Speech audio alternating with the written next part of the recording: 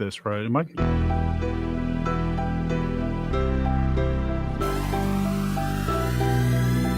I've been feeling like a shark in a shrimp tank.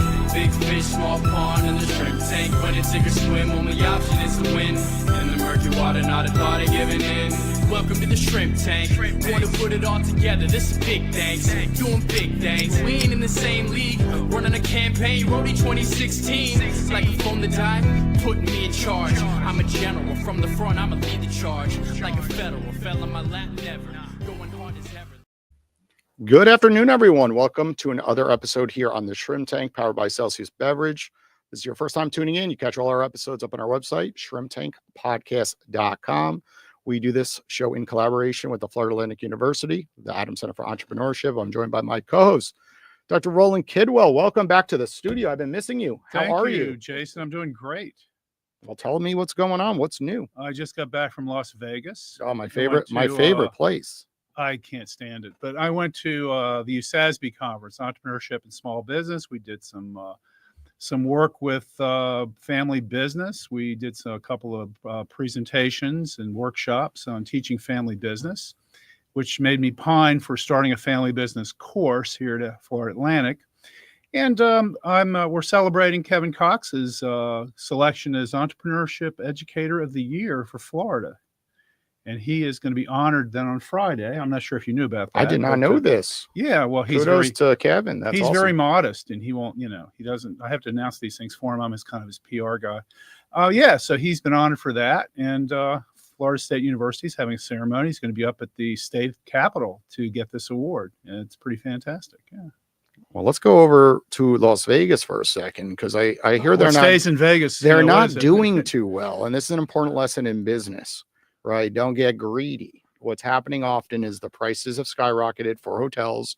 And the most important thing, customer service is lacking. Right. We're seeing all these hotels that are just trying to binge on all the different fees when you enter the hotel. And then you get a bill for extra things. And traditionally, Vegas was a cheap place to go, and you'd lose all your money, but you'd have a great experience. And more people are not flocking to Vegas because of the price, and they don't feel like they got that good customer experience.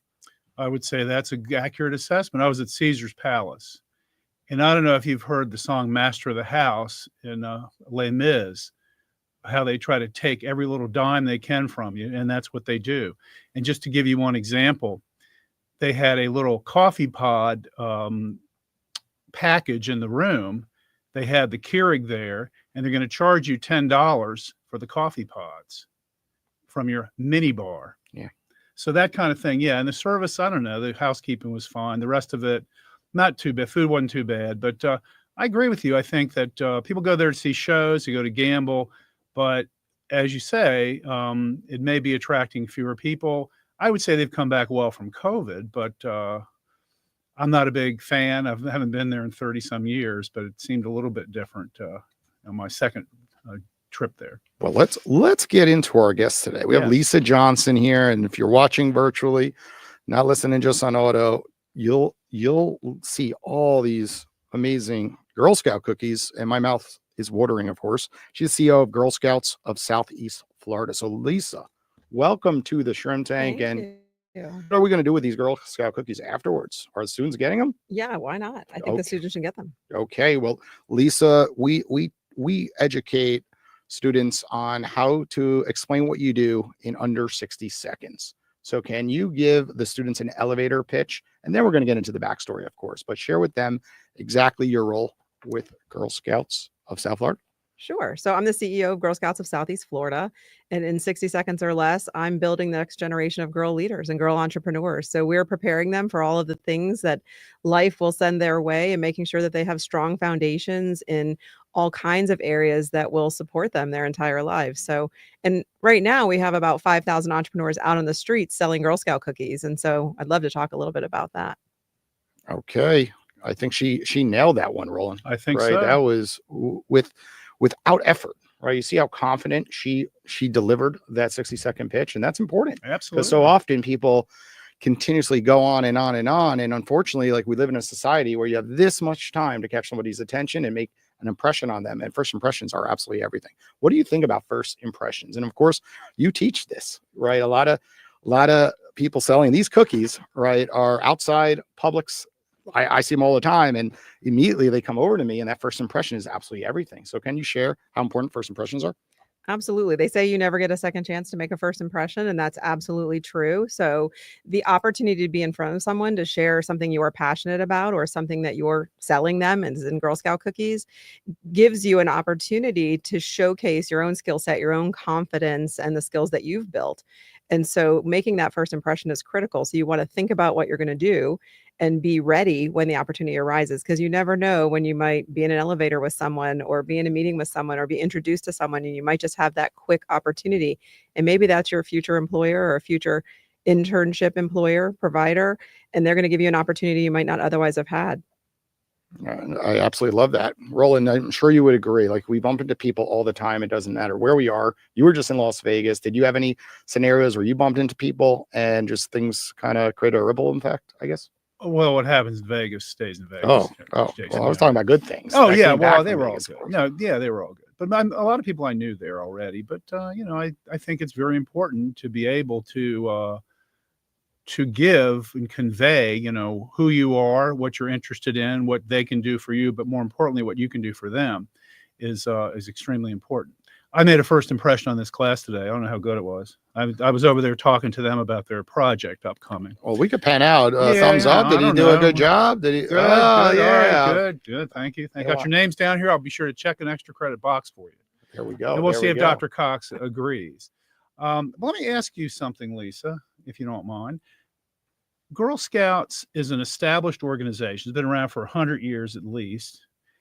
What are you doing in the last few years in terms of innovation to make it, reinvent it or change it, or is the same formula still work? How has that changed more recently? So sure, it's changed. So we'll be 113 years old on March 12th. So we certainly have stood the test of time. I was not here at the beginning. I just want to point that out. But I have been here for 28 years. And even over the course of almost 3 decades, I've seen our organization change. We like to say that we work at the speed of girl, but the truth is we're constantly running after girls because they're changing at lightning fast speed. And in order to remain relevant and make sure that we have programs and opportunities for girls that are going to be relevant for them and help them grow their leadership skills, we have to be constantly evolving. So whether that's incorporating AI into the programmatic work that we do, whether it is ensuring that technology is a huge piece of what we do. It used to be that we liked girls to disconnect out at camp, and now we might find ways for them to use technology to do something really unique and innovative at camp. We've introduced a whole curriculum around STEM because girls, even though we're 52% of the college population in Florida, we still only represent about 35% of careers in STEM. So we're still lagging behind. And even though that gap is closing, we still have some work to do. So we want to make sure girls have access to become more interested in STEM so that they will pursue those kinds of careers. So we've really had to expand not only what we offer to girls, but how we offer it to girls. How do you recruit? Like, when do you start? What age? And how do you bring girls into the program? So we recruit, we serve girls in kindergarten through 12th grade. And certainly one of the ways we recruit is in schools. So we try to get to girls, particularly in elementary school, because the longer we can keep them as part of our program, the more likely they're going to benefit from the kinds of things that we have to offer in terms of leadership development. But we see girls in middle school who are joining because they're looking for that place where they feel like they belong. They're looking for a safe space to try things, fail, try again. And certainly we see them attracted to some of our activities. Some are very interested in STEM and they're not getting that in other areas of their life. So they come to Girl Scouts for that. Some love the outdoors. We have 1,290 acres of camp property right here in our jurisdiction where we're doing all kinds of fun programming. And so girls might be attracted to that. It depends. I can tell you that their favorite activity is actually selling Girl Scout cookies. It's the adults' least favorite activity, but is the girls' favorite. I can vouch for being adults' least favorite activity. Yeah. Because that's what I used to do. Yes. Unload the trucks. Yep. Sort the boxes. I think they were supposed to be doing that work, but now, what other products besides for cookies? Of course, this is what you're most known for, but I was recently at Costco and BJ's, and I'm starting to see other products appear on the shelves. So can you share what else is being sold? Sure. So our national organization appreciates that there's an affinity for Girl Scout cookie flavors. And so they have partnered with other manufacturers to produce products from coffee creamer to ice cream to other snack products that use those flavors. And it keeps Girl Scouts in the forefront throughout the year because we're most visible during cookie time. You know, we put millions of girls out on the streets and every cookie season who are selling cookies. But during the rest of the year, maybe you won't even see a Girl Scout. She's doing service in her community. She's learning all kinds of skills. She's working with her troop and within her service unit, but you might not necessarily see her. But at cookie time, they're everywhere. I'd like to dive deeper into the skills that are being learned, because often people say it's just selling cookies, right? Like, but there's so much more to this. I believe in this so much. That's why I take my kids outside and I do the lemonade stand, right? And we create a creative name, and I toy with them about putting up a website like W&K's hard lemonade. What, not hard lemonade, that'd be bad. But I forget what it is, but in general, actually Celsius sells like hotcakes. We'll put it outside and surprisingly people will grab that over the lemonade.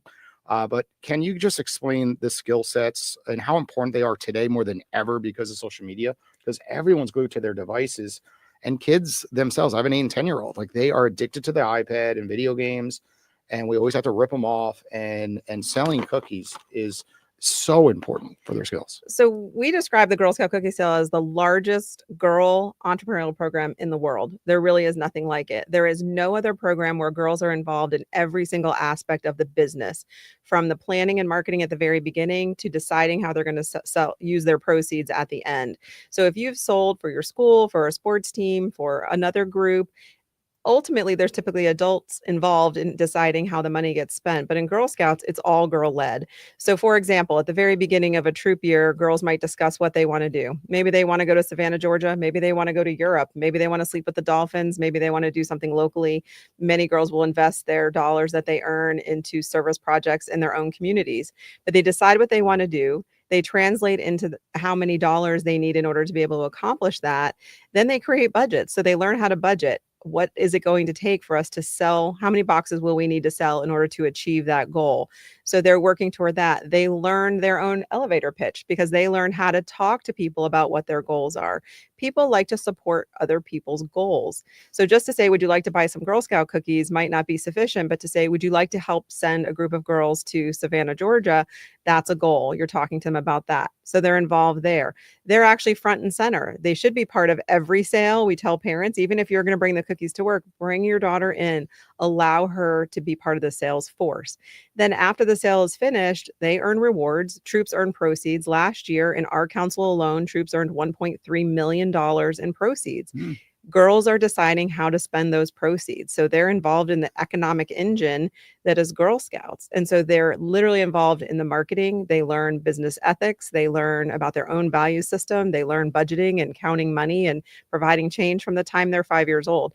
So it really is a full-fledged entrepreneurial incubator, if you will, for future business leaders. I'm going to ask you that. Do you have any graduates of the Girl Scout program who've started businesses? Can you think of any examples? I don't know if you've ever heard of Taylor Swift, but she was a Girl Scout. Oh, I mean like locally. Oh, locally. Locally, yeah. Oh, certainly. Yeah. There are many elected officials. We find that many times a lot of our elected officials are Girl Scout alum.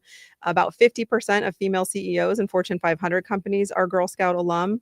Because what we know is even though we serve a small market share, in Florida, we serve about 2% of the girls, 40,000 girls across the state. And yet we know that the impact is far more reaching when we talk to women who were Girl Scouts and now have reached the pinnacles of their own careers, whether it's Secretary of State, whether it's the CEO of a company, whether it's simply an entrepreneur starting her own business. Cool. Well, I can speak for one, a former Girl Scout who's senior manager at Grant Thornton now, just got promoted. Love that. It's my daughter. Oh, Just let you I love know. that. So Lisa, acting as the CEO of a nonprofit, what is the hardest thing throughout the year that you have to handle behind the scenes? So nonprofits act like every other business. We have to bring in the revenue we need. We raise about $8 million a year between all of our revenue streams, and that supports our organization throughout the year. So the hardest thing is to generate that revenue. Some certainly comes from cookie sales. We also have a full retail sales program. We have programs that people pay to participate in, and then we do extensive fundraising. The only real difference between a nonprofit organization and a for-profit is that anything that we generate, that would be considered profit is invested right back into our mission. And so our work is mission driven, not shareholder driven. We have stakeholders, not shareholders. And so we have the opportunity to do things a little bit differently. But I would say the biggest challenge is the same challenges that people are facing all over: the cost of employment, affordable housing for our employees. Nonprofits traditionally pay less than the for-profit sector.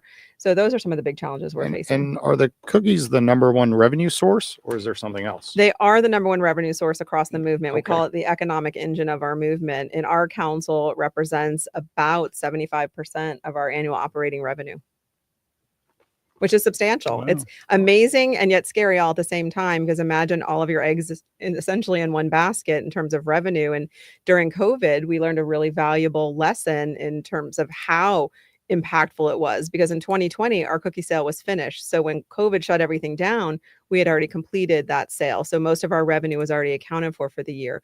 But in 2021, our sale was about $1 million down in revenue. So now we had to navigate the realities of what does that mean for our organization? What will we not be able to do? Who might we not be able to hire? Will we have to make any changes to our staffing force in order to continue Girl Scouting as people know it? And what's your second largest revenue source, I guess, versus that? Is fundraising. Fundraising. You know, donations from individuals, corporations, foundations. We have a substantial amount of support from the community as well. And so that would be our second largest.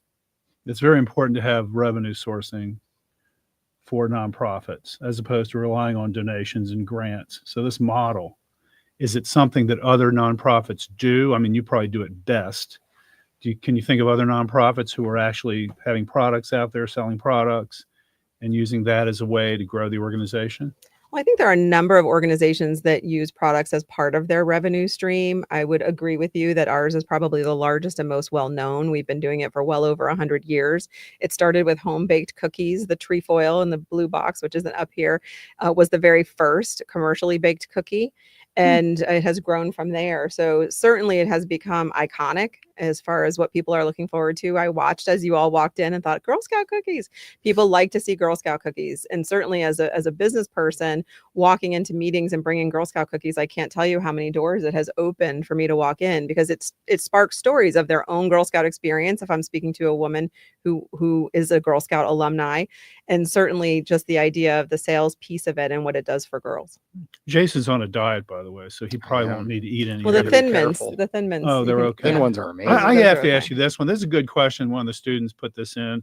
If your leadership style were a Girl Scout badge, what would it represent and why? It would probably be the entrepreneurship badge, which we actually have, because I do see myself as an entrepreneur in many ways. I ran my own consulting business in conjunction with my Girl Scout work for about 13 years.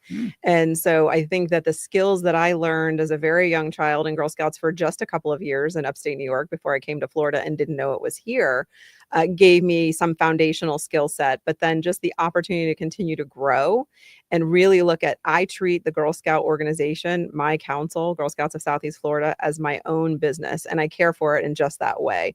So I think it would be the entrepreneurship badge. Cool. Okay, I'm going to read one of the student questions Okay. now. Okay, if you could host a panel discussion with 3 influential leaders, past or present, who would they be and what topics would you discuss? Wow.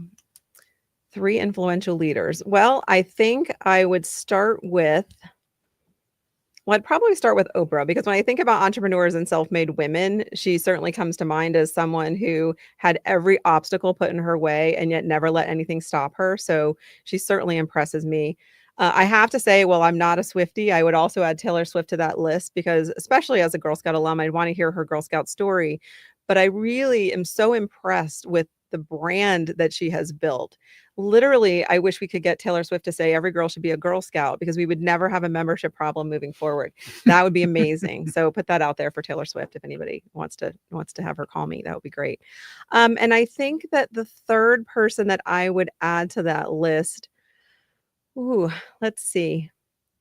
It would probably be, I'm trying to think of his name, because now he ran the Inside the Theater show. I'm trying to remember his name. I think he's passed away, but he interviewed every amazing actor in across every genre of acting. I can picture his face. I He can has a picture his beard face too, and okay. yes, I can. And Inside the actor studio, or inside something the like actor that? Yeah. studio, the host for that, Yeah. I absolutely would love to pick his brain I about thought you might all pick the the things he founder of the learned. Girl Scouts. You know, Julia Gordon Lowe is the founder of the Girl Scouts, and I think her story has been so well documented and so well told that I feel a little like I know her. Okay. And she did this in Savannah. This is why you mentioned Savannah. That's where the Girl Scouts started. She think, right? did. Is that correct? Yeah, she did.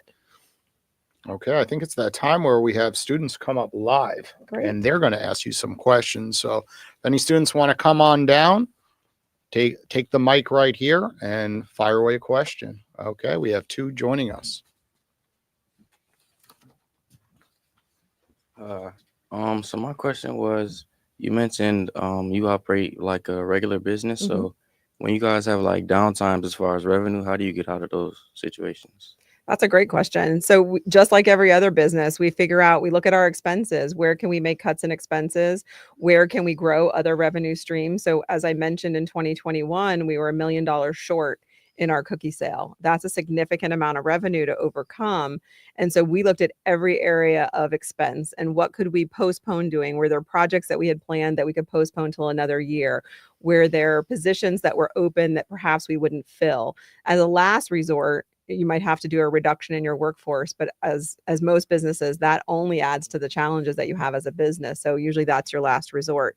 So looking at other avenues, what about some of our funders? Are there some who might be willing to kick in more funding this particular year to help us address the shortfall? Okay, thank Thank you.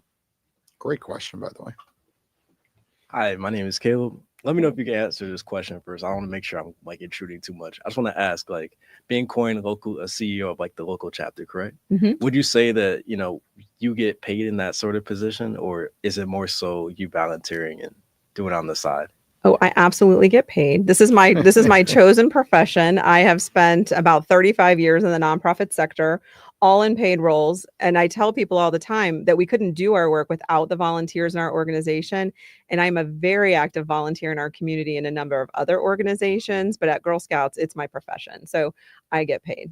All right, thanks a lot. So Yeah, for I the appreciate clarity, that. you know, if I was ever to work in a nonprofit position, or, you know, I love volunteering, but that's just like a part I had to ask for me. Thank I you. think what you will find is a lot of people enjoy the nonprofit sector because it allows you to do what I call mission driven work. If you really love a mission of an organization and can make that your profession, it's the greatest gift that you can have.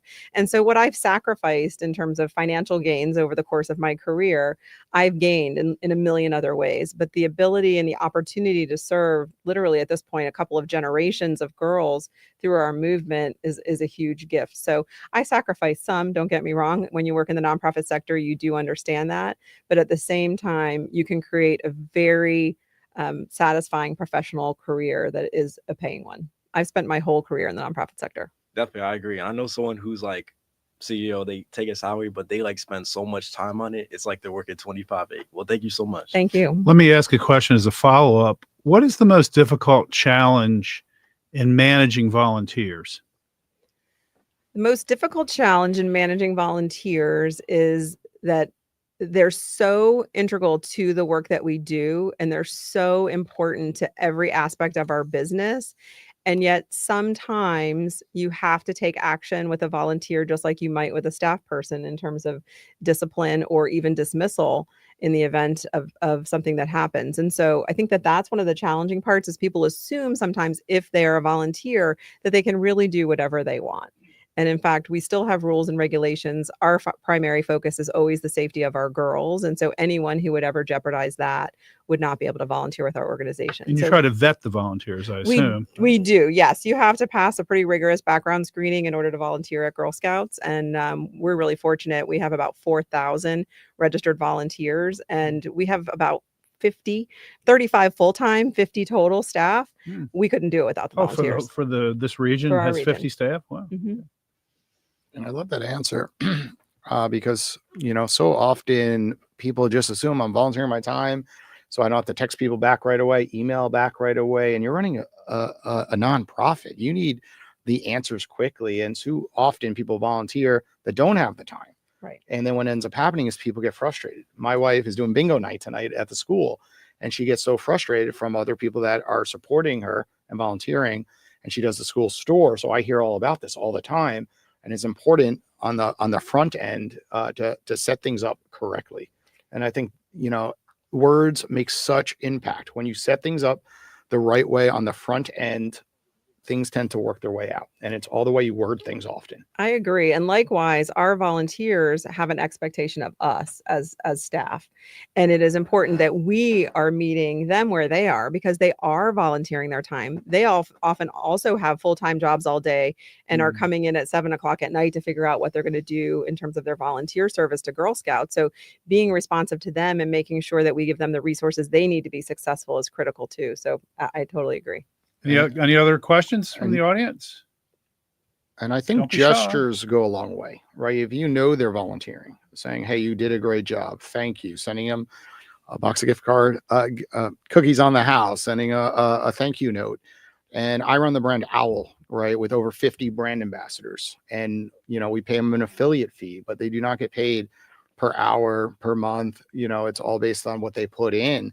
And I always see so many companies saying, in positions where people are volunteering or for brand ambassador or affiliate type programs, it's just kind of this lax model. It's like, well, they didn't show up because, right? All these different excuses that we label people because it's volunteer work.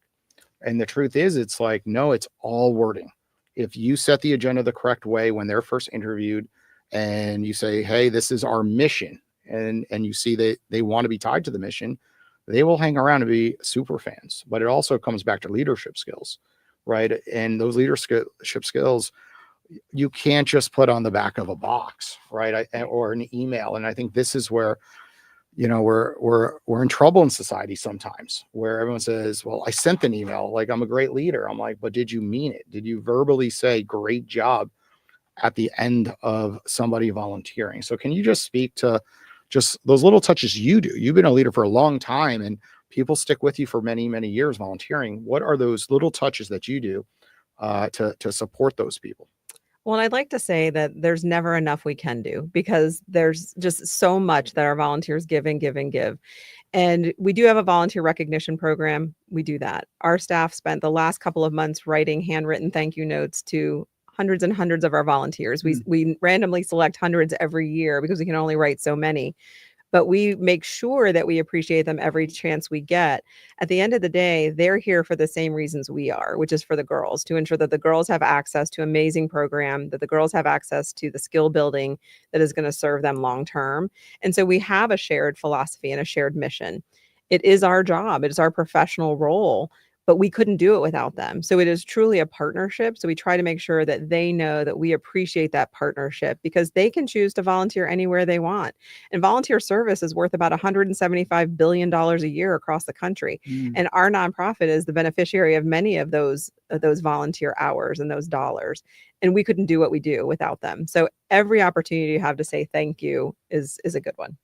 Are you ready for Mission Impossible? Okay, you go ahead and present Lisa with Mission Impossible, To- our newest segment of the show, designed by the students. Yes. To add an engaging and dynamic element to the podcast, this segment will challenge Lisa to think on her feet and apply her leadership expertise in real time.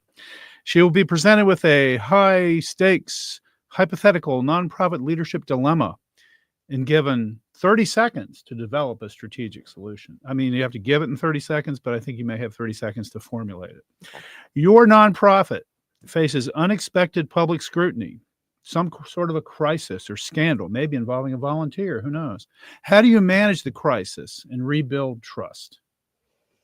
Well, I think you start by building a credibility bank long before a crisis ever happens, because crisis doesn't happen. It happens in a vacuum, but then of course it can blow up very quickly.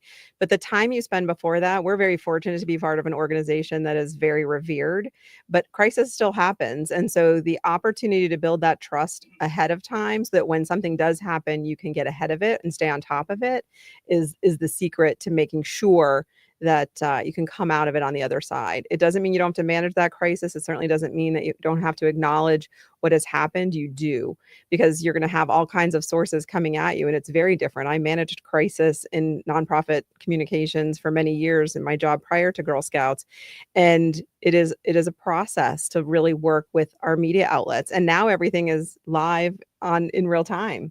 And so managing that, staying ahead of it, making sure that your messaging is on point, consistent, and clear, and designating someone from your organization who is responsible for delivering that message is part of the strategy I Excellent. would implement. Not bad. Not bad. Yeah. Got A a little more little, than a little over 30 seconds, but that was Sorry. pretty good for Well, she had fire- 30 seconds to formulate. and then 30 to speak. 30 So to I speak. did okay. I missed the rules of the game. Yeah, well, okay.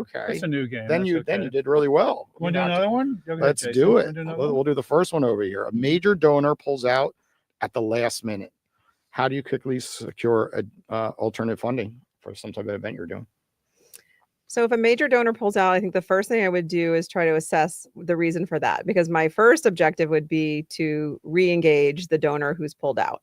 If that's not possible, then I would go to my other donors to see where we might have some opportunity to grow their support of a particular event. And lastly, I would try to engage some new donors who perhaps we've been cultivating, but see if there isn't an opportunity for them to step in and provide that support. Are you allowed to upsell these cookies for $100 a box and last minute say that you're in a crisis and say we are looking to raise $10,000? Let's say that was the amount. We are not And allowed to upsell no, cookies. can't upsell We cookies. can raffle off baskets of cookies and sell tickets to that. We do workarounds. sometimes do year supply of Girl Scout cookies at some of our auctions, so we can raise money that way. But we would certainly be looking for every opportunity to close the gap. Excellent. Okay, Roland, you want to fire away the last one? You need to double your organization's impact while operating with half the resources. What's your approach? I'm going to go home and cry. Okay. No, you got I'm not 30 going to do that. Retire. I'm going to double my organization's impact with half the resources. I'm going to go straight to my volunteer force and work on my volunteers, because they're going to be the secret to making that happen. We have no shortage of girls who want to be part of our organization, but for the most part, it is the inadequate number of volunteers. Our volunteers are amazing. We simply don't have enough of them. So I would try to build my volunteer force as quickly as I could. Do we have any Girl Scouts in here, former Girl Scouts? There we go. All right, great. So we say that I am a Girl Scout, because once you're a Girl Scout, you're always a Girl Scout. Okay, I'm going to put the students on the spot. If you raised your hand, can some of you come on down and share your real live experiences, what you learned? Right, we want to hear from you, from selling the cookies to joining the different programs, because we want to hear the impact that it's made on your lives and what you believe it could potentially impact in the future. Somebody come on down. Okay, we got one. Yeah. Okay. We got two. We have Right. two. Because Girl Scouts are brave. And then Excellent. Roland, if you don't mind, there's some tissues on the side. Lisa may need it. There are. Okay. I don't know what Hi, it. how are Hi. you? My name is Jasmine Kubion. I am a former Girl Scout. I believe I earned my silver award. Excellent. I think for me, what I learned throughout Girl Scout is a sense of community, because my troop was very fortunate to be, we were all best friends throughout middle school and even throughout high school. So I think for me, it was a sense of community and the sense of sort of growing into the woman you want to be and sort of preparing yourself for that road. And we did that through camping. We did, group volunteer work, entrepreneurship badge. We all have one. And just sort of this overall sense of getting it done together, but also growing individually. So that was my experience. I love that. And I tell people there are 3 keys. If you want to create a successful foundation for a girl, she needs to have a place where she feels like she belongs, caring and committed adults, and a supportive peer network. And everything you just said ties directly to that, because those are things that you will remember your entire life and think back on. And the Silver Award is the highest award that a cadet Girl Scout can earn, and cadets are in middle school. And it's pretty amazing because they do a project to support something in the community that they care about. So let's give her a round of applause for coming up here and sharing her story. I had a feeling we get them up here. Love If She should get her pick of cookies, though. come on down. First selection goes to you. So my name is Lana Ekagwari. So I was a Girl Scout from the time I was 4 until I aged out. And so I was able to do a lot of amazing things. We went to Washington, D.C. as a troop. I was able to actually get a scholarship that helped me towards college at the end. We went to a lot of community service activities, and as a troop, I moved around a lot, but I was able to enter a troop into everywhere I went. So that was also something that I really enjoyed. I love that. I hope that you will one day decide to be a volunteer as well, because you can Definitely. provide that same experience for another generation of girls. So Mhm. That's awesome. I love to hear that because we do hear that sometimes when people move around. The troop connection is one that helps make it feel a little more like home. Definitely, because I always had a group of girls to be friends with everywhere I went. So it was amazing. Love that.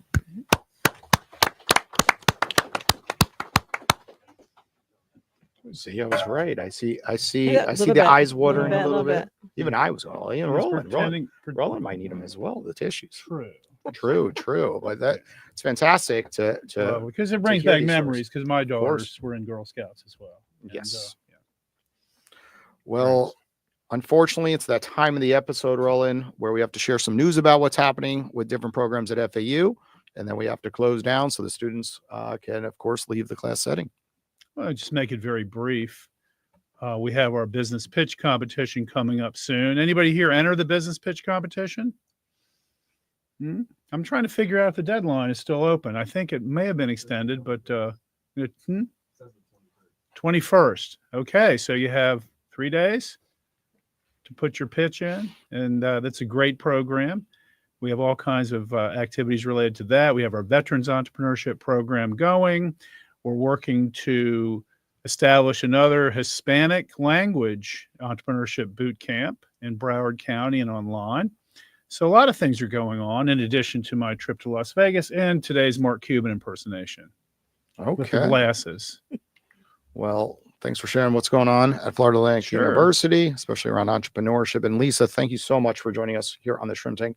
If our audience wants to reach out, if they're students or just listening live, what are some of your socials, for example, and what are the best routes? Absolutely. You can find me at gssef.org. That's Girl Scouts Southeastflorida.org. We have a whole staff listing. It's Lisa Johnson.